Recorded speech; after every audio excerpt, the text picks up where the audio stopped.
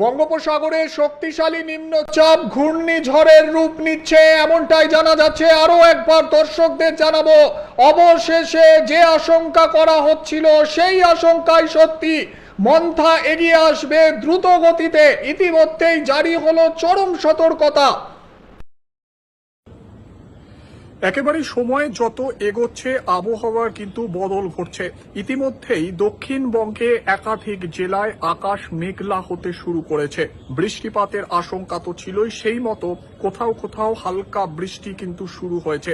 পাশাপাশি ঘূর্ণিঝড় নিয়ে যে আপডেট সামনে আসছে, বঙ্গোপসাগরের যে নিম্নচাপ তৈরি হয়েছে সেই নিম্নচাপ শক্তি বাড়িয়ে ঘূর্ণিঝড়ের রূপ নিচ্ছে এমনটাই ভারতের মৌসুম বিভাগ তারা কিন্তু জানিয়ে দিয়েছে।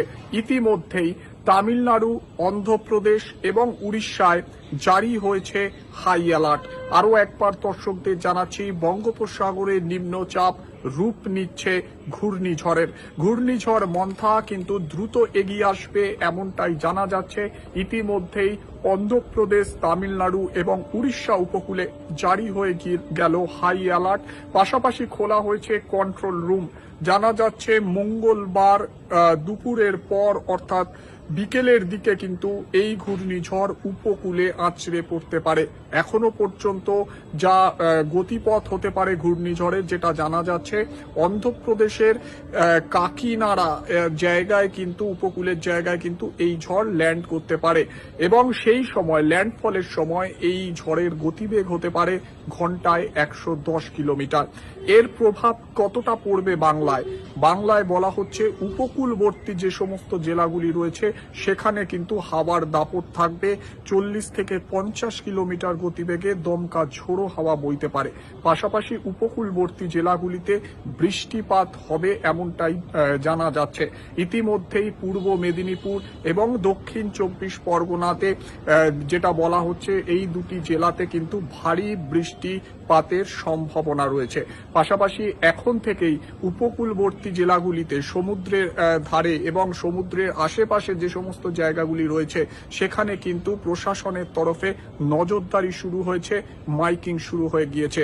আরো একবার দর্শকদের জানাচ্ছি, শক্তিশালী নিম্নচাপ, বঙ্গোপসাগরের যে শক্তিশালী নিম্নচাপ সেই নিম্নচাপ কিন্তু ধীরে ধীরে ঘূর্ণিঝড়ের রূপ নিচ্ছে এমনটাই জানা যাচ্ছে। ইতিমধ্যেই এর কারণে তামিলনাড়ু, উড়িষ্যা এবং অন্ধ্রপ্রদেশে কিন্তু সতর্কবার্তা জারি হয়েছে, খোলা হয়েছে কন্ট্রোল রুমও। মঙ্গলবার দিন কিন্তু এই ঝড় আছড়ে পড়তে পারে উপকূলে এমনটাই জানা যাচ্ছে। আর এই ঝড়ের কারণে দক্ষিণবঙ্গের একাধিক জেলায় প্রবল বৃষ্টিপাতের একটা সম্ভাবনা থাকছে। বিশেষ করে উপকূলবর্তী জেলাগুলিতে কিন্তু বৃষ্টিপাত হবে, সঙ্গে বইবে ঝোড়ো হাওয়া। অন্যদিকে উত্তরবঙ্গতেও মঙ্গলবার, বুধবার এবং বৃহস্পতিবার একাধিক জেলায় হালকা বৃষ্টিপাতের সম্ভাবনা রয়েছে। দার্জিলিং, কালিম্পং, জলপাইগুড়ি, আলিপুরদুয়ারে কিন্তু বৃষ্টিপাতের দাপট একটু বেশি হবে এমনটাই জানা যাচ্ছে। ন্যাচারাল জেমস্টোন মানেই প্রকৃতির আসল সৌন্দর্য। ঠিক যেমন রত্নভিলা জেমস অ্যান্ড জুয়েলারির ন্যাচারাল রত্ন যেন সৃষ্টিকর্তার হাতে আঁকা এক অবিস্মরণীয় শিল্পকর্ম। আমাদের সংগ্রহে পাবেন 100% খাঁটি এবং অথেন্টিক সমস্ত ধরনের গ্রহরত্ন সবচেয়ে কম দামে। আমাদের প্রতিটি রত্ন যখন হাতে নেবেন ভেতর থেকে এক ধরনের শান্তি ও বিস্ময় অনুভব করবেন। এছাড়াও পাবেন বিভিন্ন নজরকাড়া ডিজাইনের গোল্ড প্লেটেড ও সিলভার প্লেটেড জুয়েলারিও। জ্যোতিষশাস্ত্র অনুযায়ী পাথর তখনই কাজ করে যখন সেটার কাটিং আর ফিনিশিং হয় নিখুঁত। তাই সঠিক পাথর কিনছেন কিনা তার জন্য টেস্টিং সার্টিফিকেটও দেওয়া হয়। আমাদের ঠিকানা Ratnavila gems and jewellery, Goghat, Rathatala, Hooghly.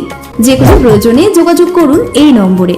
রত্নভিলা gems and jewellery শুধু সৌন্দর্যের জন্য নয়, ভাগ্যের জন্য।